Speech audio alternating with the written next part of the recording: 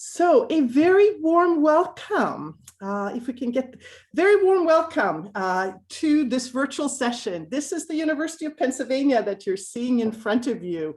So welcome virtually to Philadelphia. Welcome to this webinar.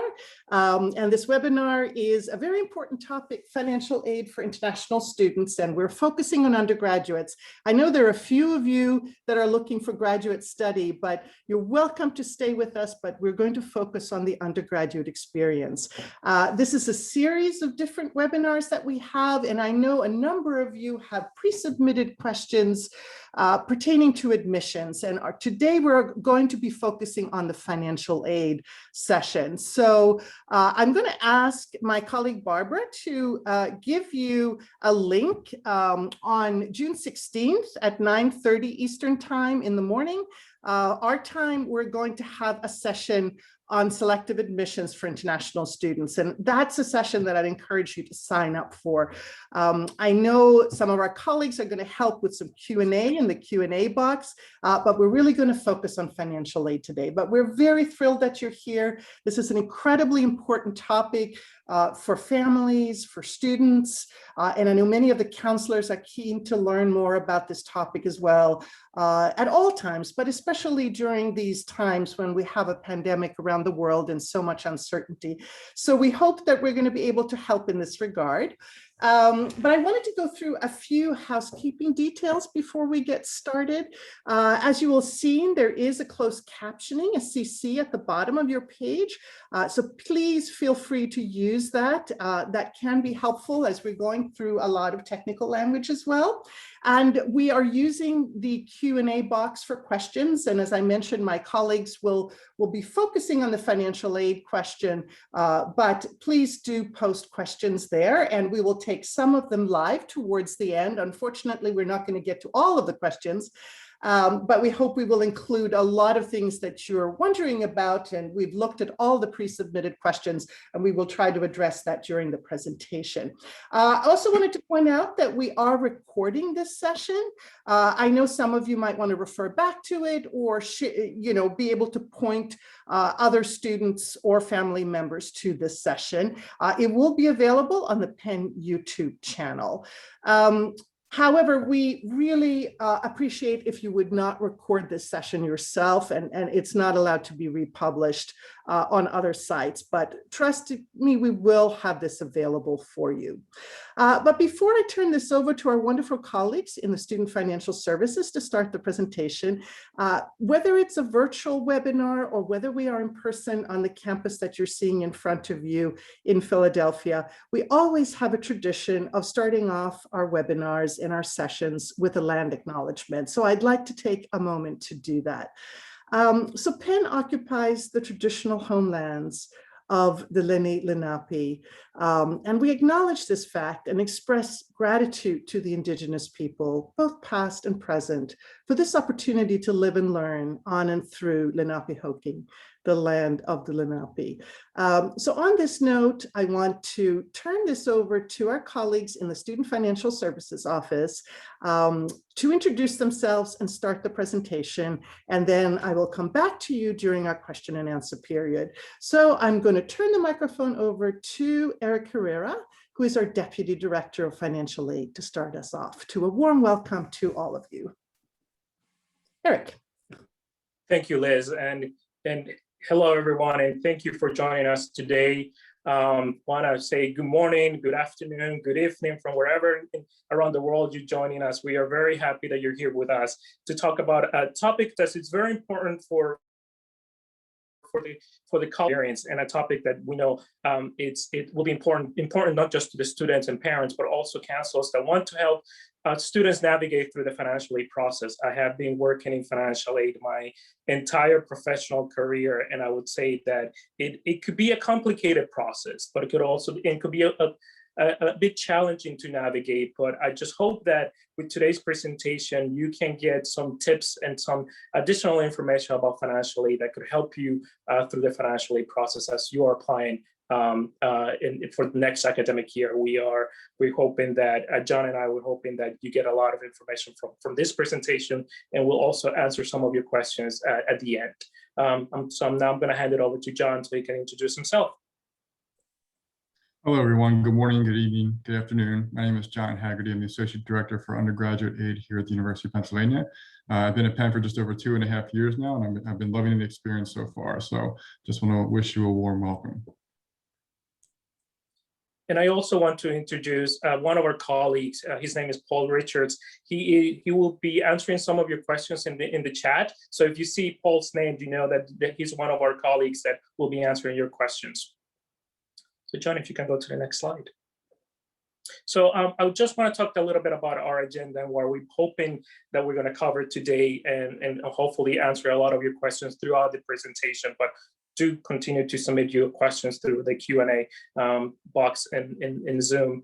In many ways, the financial aid at Penn works the same for undergraduate international students as it does for undergraduate students who are U.S. citizens or permanent residents. We hope in this presentation we'll highlight the differences between our international U.S. financial aid programs, but you may be surprised of just how similar they are. Some of the topics that we'll talk about will revolve around our policy, philosophy around financial aid, important information about it that's available for international students, how to apply for financial aid, the cost of attendance, how do we determine financial need for our students, and we'll also talk about other financial aid programs such as work study, loans, outside scholarships, and we will also talk a little bit about financial wellness. One of the initiatives that our office has had in the last few years is that we want to educate students on financial aid and what they need to do in order to receive funding to attend, to cover their educational expenses. But we also want to educate students on other topics related to finances, from filing taxes to investing to how to budget their financial, their income and the financial resources. So that's one big area that is available for our students, and it's also available on our website, so you can start getting familiar with that. John, if you can go to the next slide. So before we get into the details on how to apply for aid and how we build financial aid packages, we want to explain a bit about our philosophy and behind our, how does Penn treat financial aid for international students. So undergraduate financial aid is one of the highest priorities of the University of Pennsylvania. Penn is committed to having an economically diverse student body and ensuring that students from all financial backgrounds can access a Penn education. To achieve that, Penn launched a grant-based financial aid program back in 2008, committing to meet 100% of every student's financial need with grant funding, including our international students who are admitted with financial need. This means that it is possible to graduate from Penn without any loan debt, although students and families may still utilize loan for specific purposes and for all their educational expenses. Penn is the largest university with this type of aid program. Like all Ivy League universities, Penn awards aid based on need and does not offer any merit or athletic scholarships. To show what we mean, we included some average statistics about financial aid recipients at Penn. We're especially proud of the aid that we can offer to lower income families. For families with less than $65,500 and typical assets, students receive financial aid packages that will cover tuition, fees, room, and board. For families with incomes up to $140,000 and typical assets, students will receive financial aid packages that cover more than just the tuition. They cover more than just the tuition. They actually cover some other expenses such as fees and room and board. John, if you could go to the next slide. So what I want you to take away from the past slide is that Penn education is within reach, and you may be very well see that Penn is a lot more affordable than other schools that have a lower sticker price because of our need, because we meet 100% of students' financial need. We'll talk more about how everything and the entire financial process works in the upcoming slides. So before we start talking about the basic of applying for financial aid and how we build financial aid packages, there are a few points that we want to emphasize for international students. The first thing is to know that Penn is need aware for international students who are not from Canada and Mexico. This means that your financial need is taken into consideration when you are applying for a mission. Every year, we work to increase our financial aid budget for international students, but our current reality means that we are limited in the number of international students with financial need that we can admit. That being said, Penn is committed to meeting 100% of demonstrated need of those international students who we admit. So if you are admitted as a financial aid recipient, you will receive a financial aid package just like a student from the US. Our packages are made entirely of grant funds, which means that you don't have to pay it back. But to be considered for aid, you apply for aid at the same time you apply for admissions. If you applied as a non-aided student, we won't be able to help you down the road later on if for any reason you want to come back and tell us that you need financial aid. So it's very important to apply for financial aid at the time that you are applying for admissions. And conversely, if you don't need financial aid, don't apply for it. All aided students, regardless of their country of citizenship, are required to reapply for financial aid each academic year. This means that we can be responsive to any changes in your financial situation to make sure that you are continuing to receive the financial aid that you need. And the financial aid process gets easier and easier after the first year, become more familiar with the process, and we are here to help you anyway. Our office will be able to help you throughout the entire year that you're with us and you are applying for financial aid with any questions, any challenges that you are having when you're applying for financial aid for more than just your first year. An important thing to remember is that for international students, sometimes they don't realize is that financial aid in the U.S., you are subject to paying U.S. tax withholding.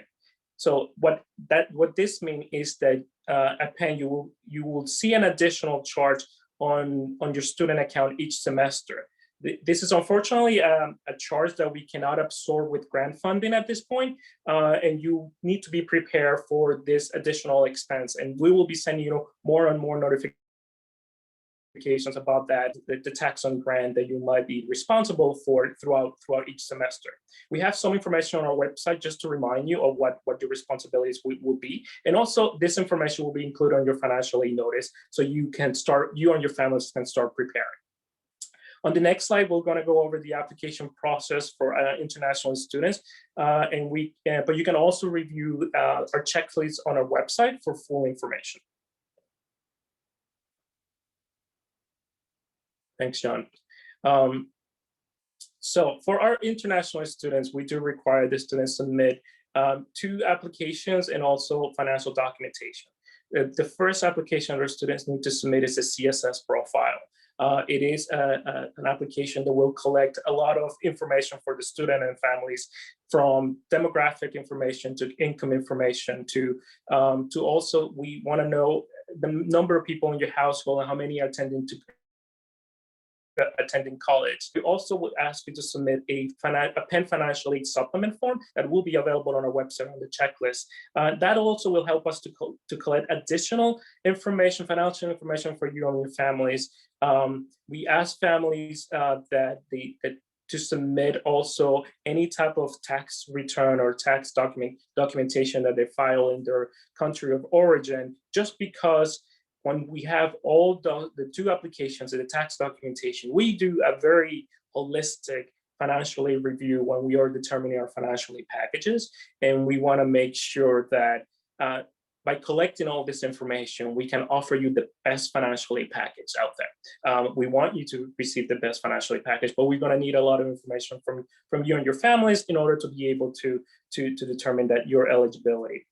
Canadian students will be asked to complete a Canada-specific application and it will be available on our checklist.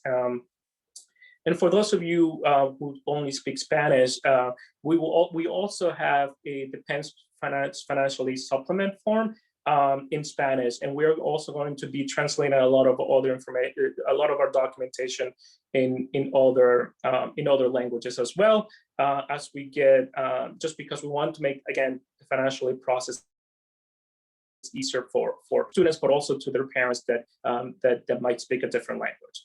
The CSS profile and the Penn Financial Aid Supplement are available on October 1st of each year. And we're going to be updating our website to reflect later in the fall, to reflect the new checklist and the new deadlines for financial aid for the 22-23 academic year. So just keep checking our website in the fall, and you'll be hearing from the admissions office as well. So you'll know what financial documentation you need to submit, but also the deadlines. It's very important that you submit all documentation when by the deadline, whether you're applying to an early decision program or a regular decision program. The deadlines will differ, but we want to make sure that all your documentation is submitted on time. So by the time the admissions decisions go out, and if you are admitted to the institution,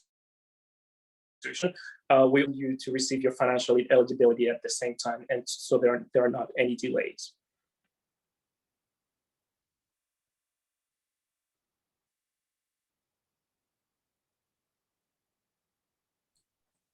So I believe I'm going to take over now from Eric just for a couple of slides. So we want to talk a little bit about the cost of attendance. So how do we actually build a financial aid package at Penn? Well, the first things first, and we start with your cost of attendance. And this is exactly what it sounds like, the cost of attending Penn for an academic year. Penn's cost of attendance includes the typical expenses you might expect, like tuition, fees, room and board, but we also account for the expenses that we expect you'll incur throughout the year, like textbooks, local transportation around the city of Philadelphia, and personal or miscellaneous expenses. For students who live beyond Pennsylvania, New York, and New Jersey, we also include a travel component to account for trips home, but you won't see that in the basic example. We work directly with international students who are admitted to Penn and receive aid to determine their additional allowance for round-trip travel to campus, as travel costs will vary dramatically from country to country. Finally, we can also include the cost of the Penn Student Insurance Plan for students who need to purchase health insurance. It's natural to be overwhelmed by this cost of attendance number, but please don't panic. The average financial aid recipient received more than $56,000 in aid this year. That's more than the cost of tuition. And students with the highest levels of financial need have almost all of these expenses covered by financial aid funding. In our next slide, we're going to explain how we build a package. So Penn takes all the information that you submit in your financial application, as Eric went through earlier, and assesses your family's financial situation or your ability to pay our cost of attendance. This helps us to determine what we call an expected family contribution, which is the amount of funding we expect your family to contribute towards the cost of attendance in a given academic year. The expected family contribution is made up of two components, a parent contribution and a student contribution. And these are exactly what they sound like. The portion of the EFC we expect to come from your parents, and the portion we expect to come from you, the student. After determining your expected family contribution, financial aid is a simple mathematical equation. Your cost of attendance minus your expected family contribution is equal to your demonstrated financial need, and we will meet 100% of that demonstrated need with grants and work-study funding. It's a family's decision on how they will meet the expected family contribution, either through paying outright, budgeting over the year using a payment plan, or utilizing private loan programs.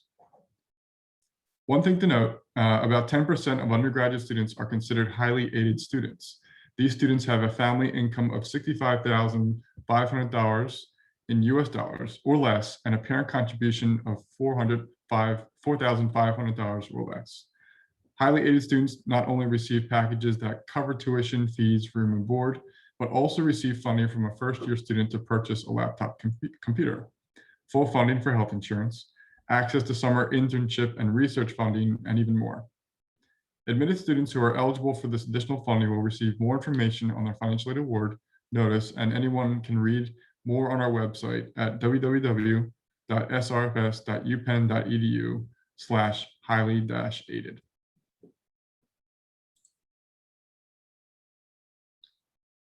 So work study. Earlier, we mentioned work study as a major part of a Penn financial aid package. Students can use their work study award to earn money throughout the year by finding a job listed by the Student Employment Office.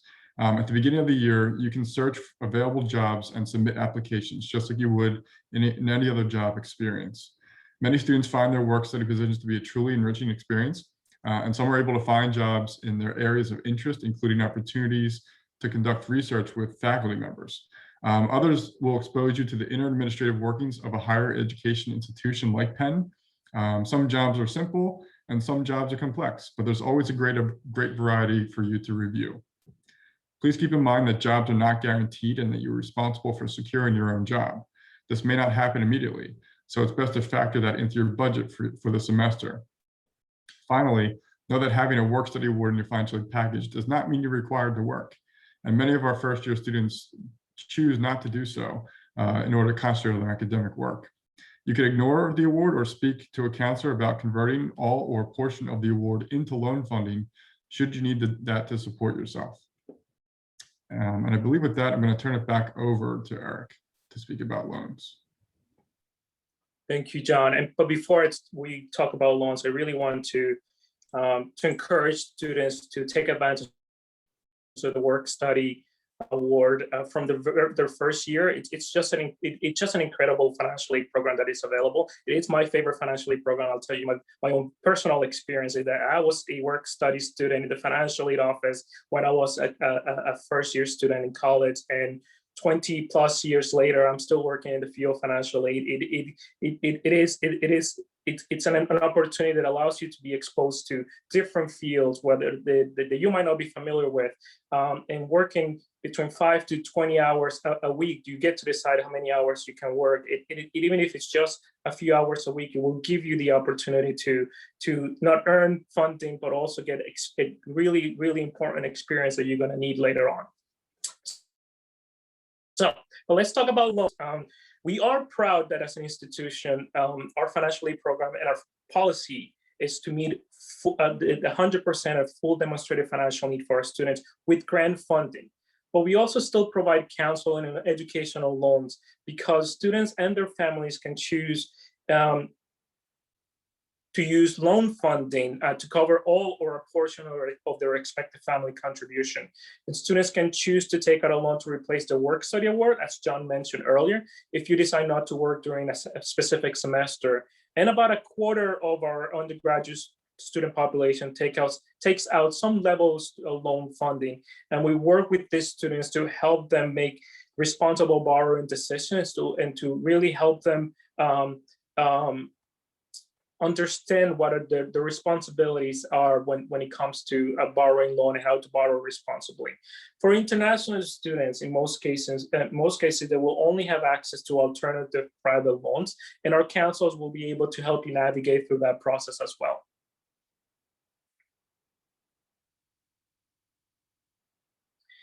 And the last topic that I'll be covering is outside scholarships. One of the most common questions that we get is about how Penn applies any outside scholarship funds that a student receives. And what I mean is by outside scholarships, we're talking about funding that comes from a place other than Penn that is intended to cover your educational costs. So this also includes awards that you might receive from civic institutions and community organizations, as well as things like tuition benefits that your parents might have access to. At Penn, we consider outside scholarships as a financial resource, and we must apply it towards the money students are expected to bring or earn throughout the academic year. This funding will replace your work study award first, and will only reduce your Penn grant or your institutional grant if the outside scholarship is higher than the work study component of your financial aid package. And with that, we have plenty of time to answer some of the questions that you have been submitted to us throughout the presentation and even before the presentation. Great. Well, I just wanted to say, come back on video to join you here. So a wonderful thank you for that presentation. And I know that there are a number of questions that were pre-submitted and some of them that we want to address. And then we were going to take as many questions as we can from the audience as well.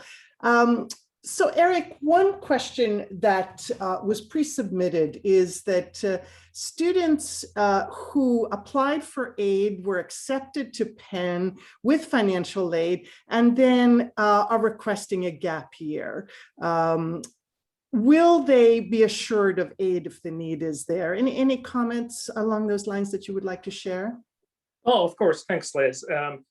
As I mentioned throughout the presentation, students have to apply for financial aid on a yearly basis. Why? Because we want to have the most accurate information from your financial and your parents' financial situation from year to year. So, but if you do apply and you receive a financial aid package and you decide to take it a year, just like any other student, at the time that you're planning on returning to the institution or coming to Penn, you will have to complete the financial aid process, go through the financial aid process all over again. So we can determine what's the best financial aid package that we can offer you at that time. If your parents' income and the family's income really didn't see any drastic changes or increases, your financial aid package, the financial aid package that you will receive should be comparable to the one that you received when you were first admitted. Well, thank you, Eric. I think it's reassuring for families to know that as long as a student applies for aid, those opportunities are there, for the 4 undergraduate years. We talked in the beginning a little bit about how we're living in uncertain times, and things change regardless, even if the challenges are greater for the world right now. But I know families ask, what if things change within that year, even after someone, has gotten an offer, circumstances change. It could be exchange rates, unemployment, things happening to the family. How is that addressed? Oh, so we have a process called reevaluations.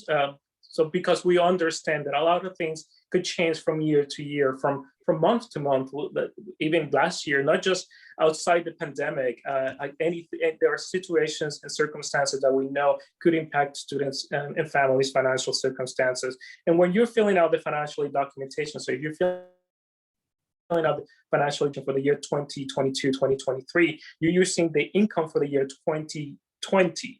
And we know by the time 2022 comes around, a lot could have changed during that time. We want to make sure that we take into consideration any changes that happen from the moment that you file the FAFSA application to the moment that you come into the institution. So if your family suffer any type of financial challenges, we want to know. So there will be a form available on our website called a reevaluation form that will ask for a lot of information and ask you to submit a lot of documentation. But it is extremely helpful for us to know what changed and how was your family impacted, so we can review your financial aid packages again and possibly offer you additional funding. Well, that's also reassuring, Eric, to know that need-based financial aid and 100% commitment to meeting the need, is really reassuring in these times.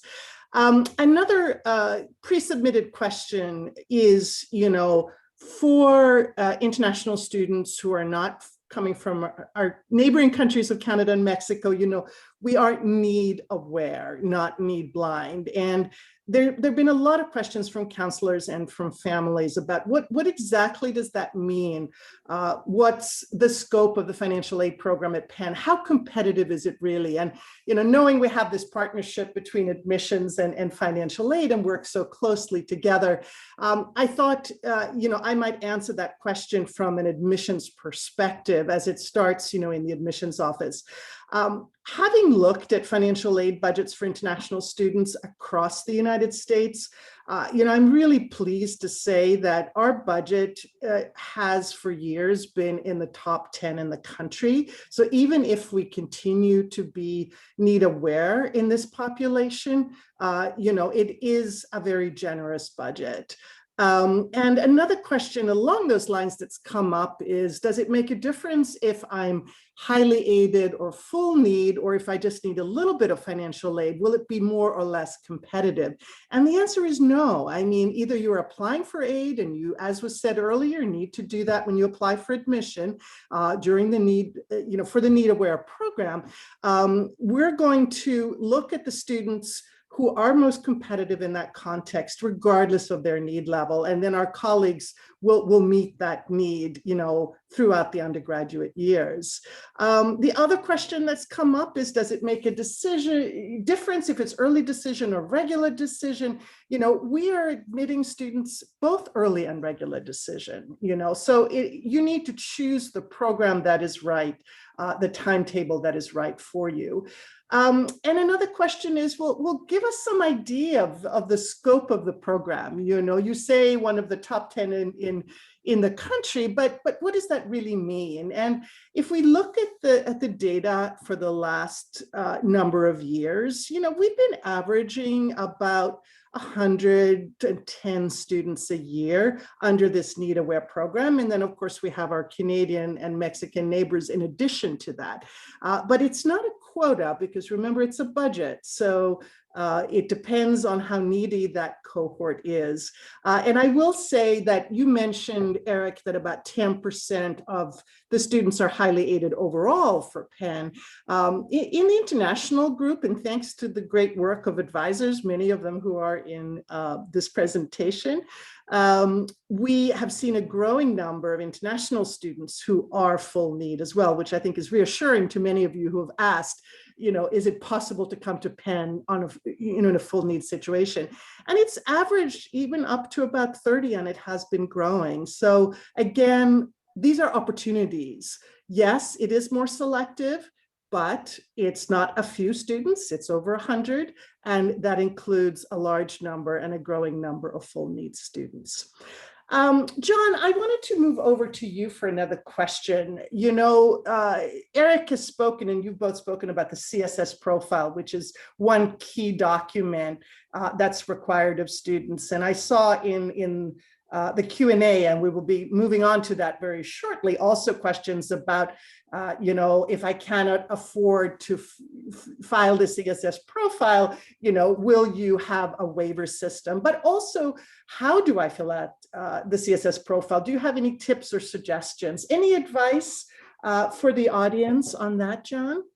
Sure, Liz. The first thing to address would be the support there. So for our highly aided students, and particularly in your initial year, admissions is going to offer a waiver for the CSS profile for completing that.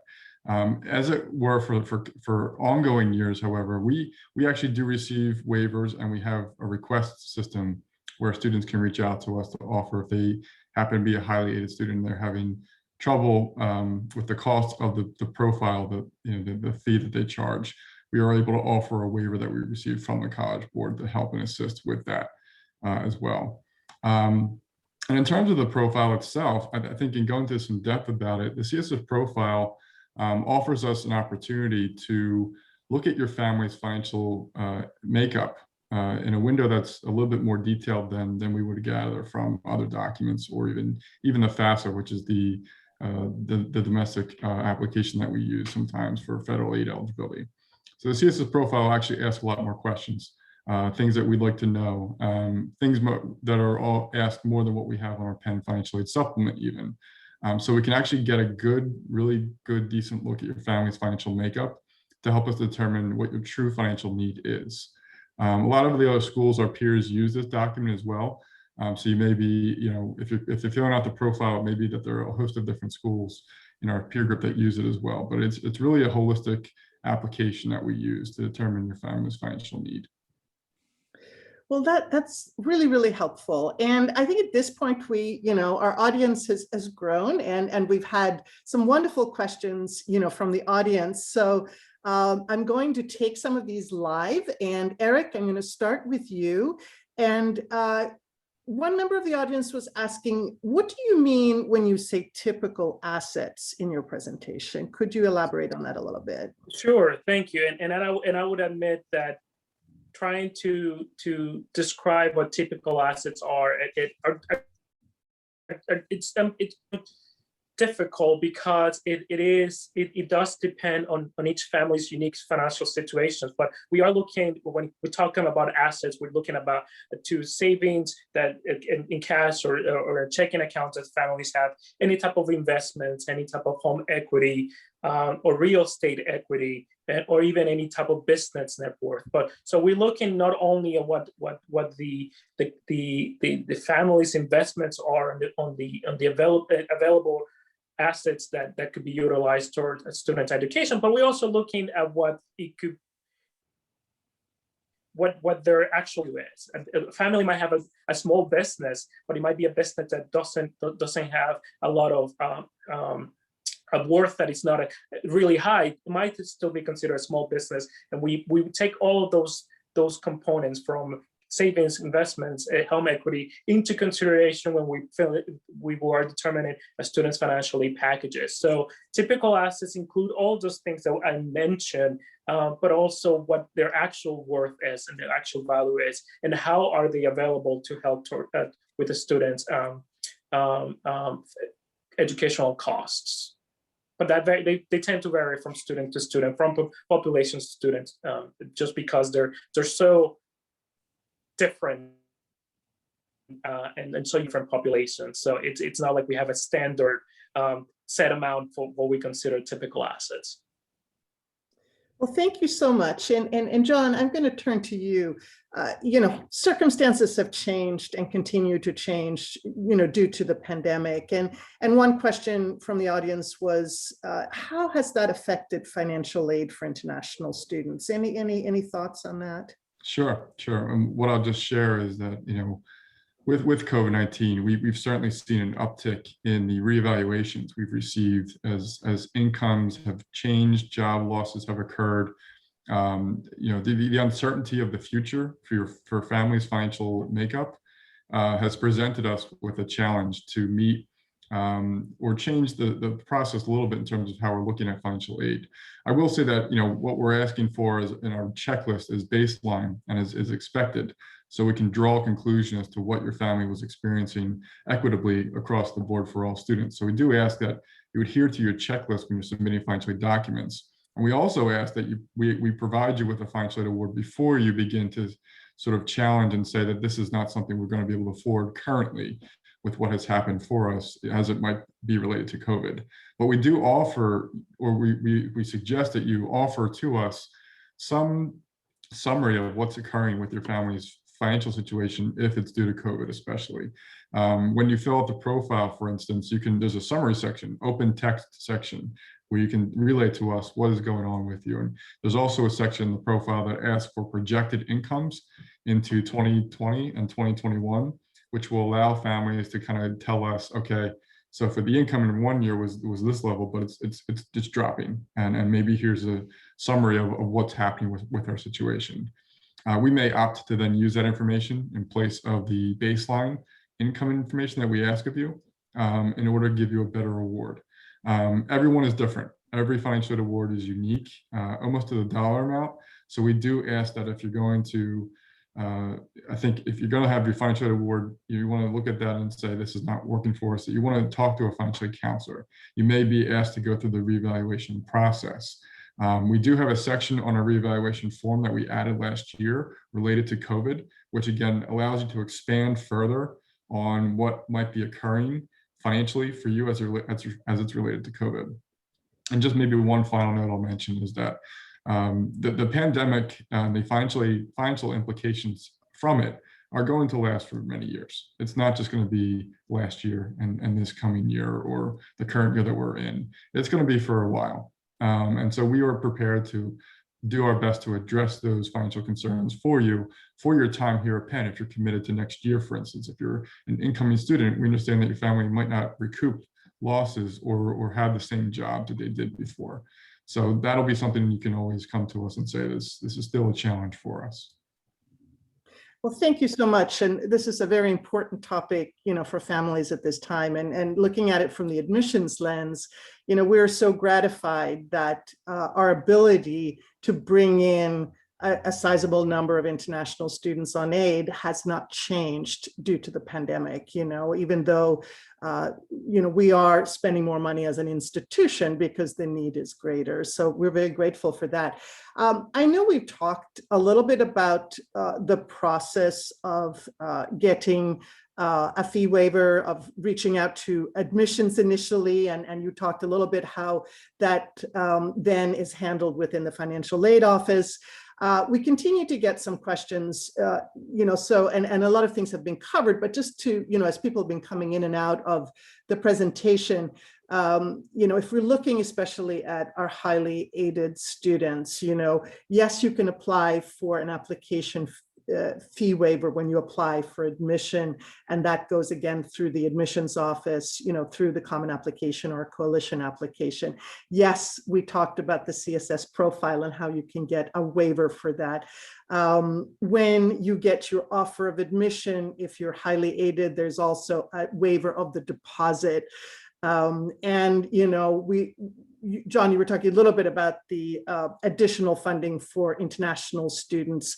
There's something called the SEVIS fee as an example, in order to initiate the visa application. That's something that we take care of, all the way to helping someone with transportation to campus, regardless of where they live in the world, So it is possible for someone who has no financial resources from the family to come to Penn and be supported. And, I just wanted to reassure that, because there have been, some questions about that. I know, John, you talked about the profile in terms of how a student fills it out and so on, but Eric, some more questions have come up as to how it is used in the evaluation process. And, are there any additional comments that you might have to share with the audience on the use of the profile in the evaluation? Sure, thanks, Liz. As John mentioned, the process really allow us to get a better indication of the family's financial circumstances, not just what income and assets they might have, but also what some of it of expenses the family might have, and what the number of people in the household and who's attending college. Which we're using all this information, and we do a very holistic review of financial aid. We look, yes, we have to look at the numbers, because numbers really talk to us. That's what we do for a living, right? But we look a lot more at that. The comment sections on the CSS profile is extremely important. We have families that unfortunately don't put any comments on that section, only put just very limited comments there, which might not really help us look at the entire bigger picture. That's what we're always looking for, the bigger picture, the family's big picture of their finances. So being as thorough and detailed on the CSS profile, especially on the comments section, it really helps us, because we review 100% of what the applications that we have a system that allows that serves as a tool that allows us to determine the family's financial need.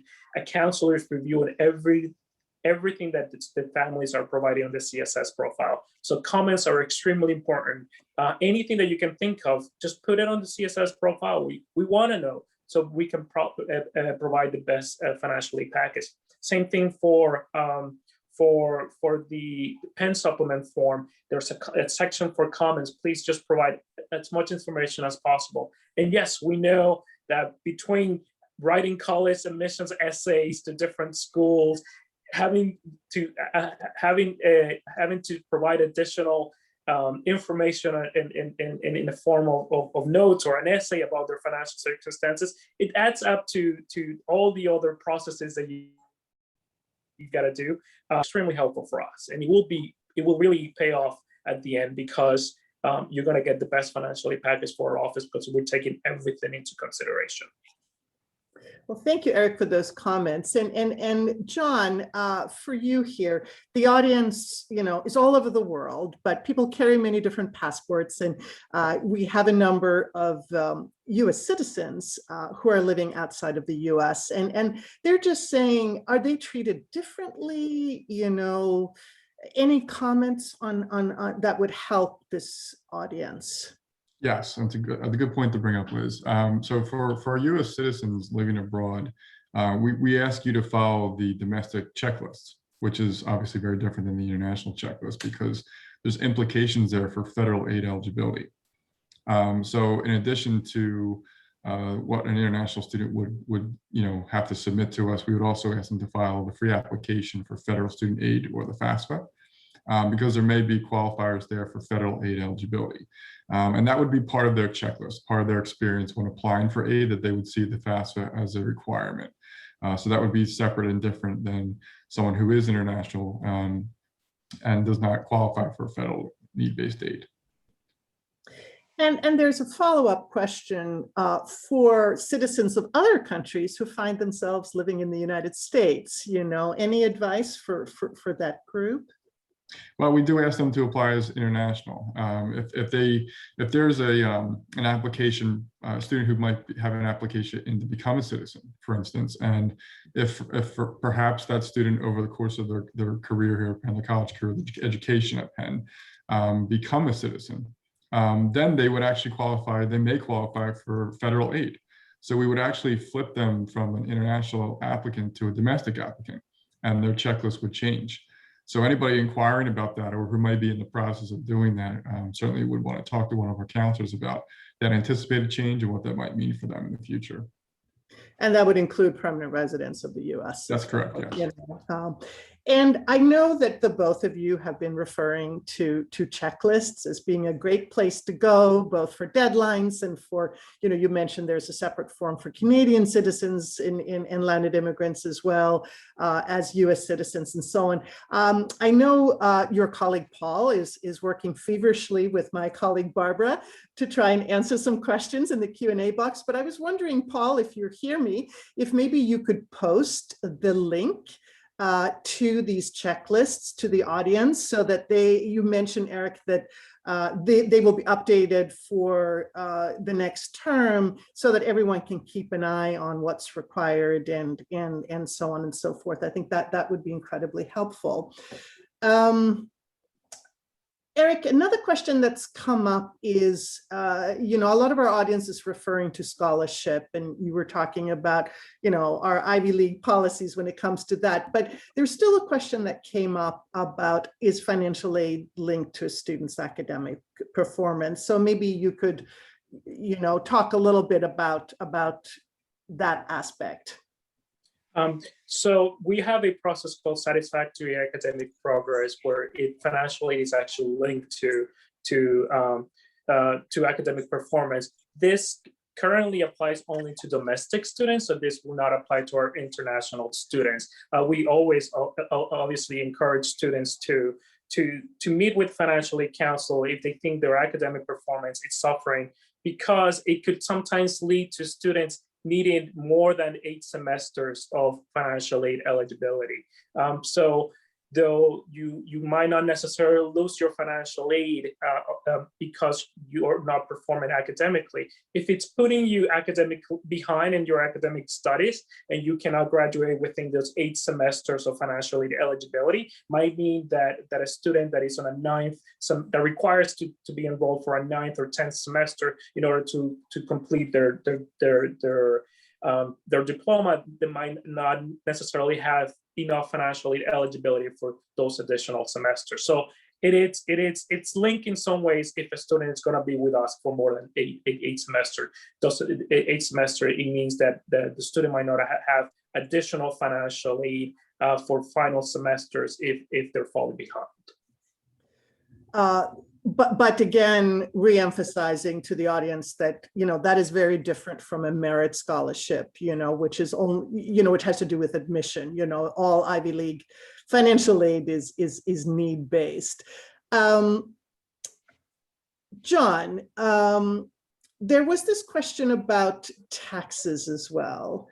I know that was discussed, but one of the audience members were saying is, well, things are different in my country. I don't file tax documents. How do we handle that? Any advice for all the variances around the world when it comes to taxes? Sure, and it's a great question, Liz. We recognize that not every country files taxes similarly to the United States, or if at all, perhaps. You're exactly right. It's going to be varied across the world.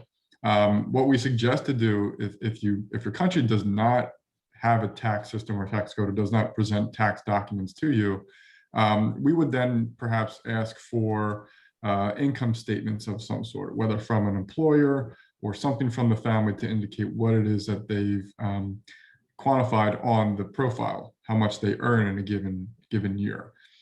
So we would work with that family, with that student, to try and get something alternatively than a tax document relative to their income as it relates to for one year, the baseline year that we'd be looking at for that incoming year. So yes, we can certainly work with the family. And my suggestion would be if you see that on your checklist and you're not able to supply a document to support the income that you've listed on the applications, then you would want to talk to our counselors about it and see what we can do to help you. Thank you for that. And Eric, changing financial times, the question came up, what if someone is admitted to Penn without financial aid, but something significant that they had no control of happens? Will that ever be taken into consideration? I'll be honest with you, Liz, and the audience, that it is sometimes challenging for when these situations have happened. And unfortunately, we're not able to really, though we might take a look at an appeal and for financial aid. In most circumstances, we are not able to provide aid for a student that applies as a non-aided student if something changed down the road because of primarily budgetary reasons. As you mentioned, we always look into to increase our budget for international students, but so we are we are limited. We can offer students after they have that have applied as non-aided students. That's why it's very important that if you think at any point and that you might need financial aid, I really encourage you to apply for financial aid at the time of admissions, because even if your financial circumstances change down the road, we might not really have the help might not be available at that time.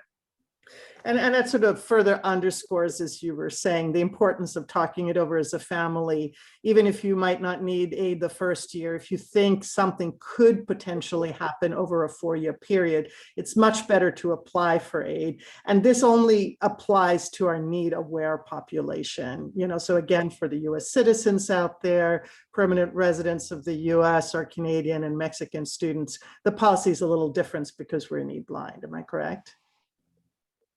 Yeah. And I would add that, Liz, that during COVID times last year, we had some very generous donors that provided some emergency funding specifically for international students, and that we were able to help students that did not apply for financial aid with some emergency funding, but that funding doesn't translate from year to year. So it might just was available last year. It doesn't mean that it will be available in subsequent years. So it is challenging that right now our limitations do not allow that. That's why really, if you think at any point you're going to need financial aid, make sure you check that box at the time of admissions. John, we have a very global audience, and even though the goal is to come here to the US to study at Penn, having a global experience is part of that. So study abroad is part of that. And one of the questions is, what if I receive financial aid and want to have an overseas experience? How does that work?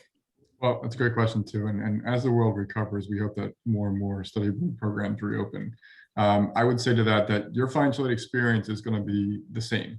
It's going to be giving consideration to the tuition charges you're going to have experience in that program. And we're going to give you the same needs analysis. So the same process that you go through for your charges, your cost of attendance here at Penn, it'll be the same for that program.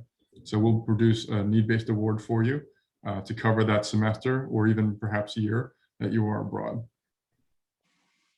Well, there are some things to mention that, when you are abroad, you may not find that you're able to work, of course.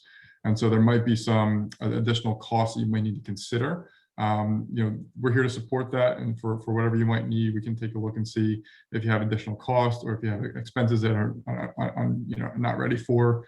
We can certainly take a look at those and help you with that. Well, great. We are nearing the end of our hour, and I know time is very late at certain parts of the world, and we really appreciate everyone who stayed with us for the entire hour.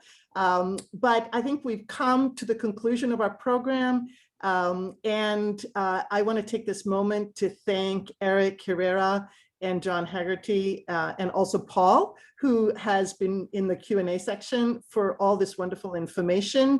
And again, remind everyone that this session has been recorded, will be available in a few days on the Penn YouTube channel. So if you missed part of it, or you wanted to hear it again, or you wanted to share it with your family who wasn't here with you, that there are opportunities to do that.